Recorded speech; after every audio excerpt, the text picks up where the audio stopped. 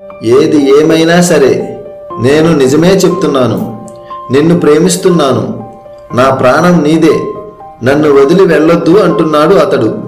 నీలో ఉన్న నా గుండెను దాచేసి నా చుట్టూ రంగులు వెదజల్లకే అంటున్నాడు.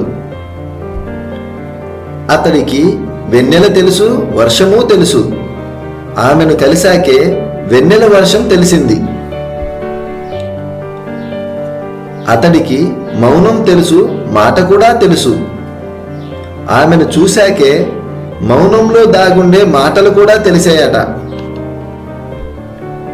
ఆమె కన్నులతో చూసేది కొంచెమే అయినప్పటికీ ఆమె గుండె లోతు అతడికి కనిపించిందట.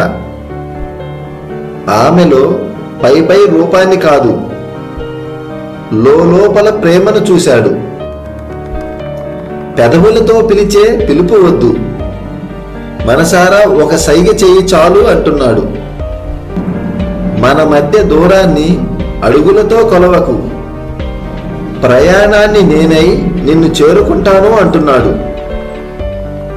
నీడల్లే ఆమె జతై వస్తాడంట.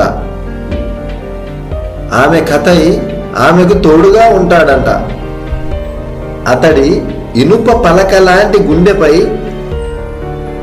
ప్రేమ కవితలు రాసిన దేవత ఆమెనంట.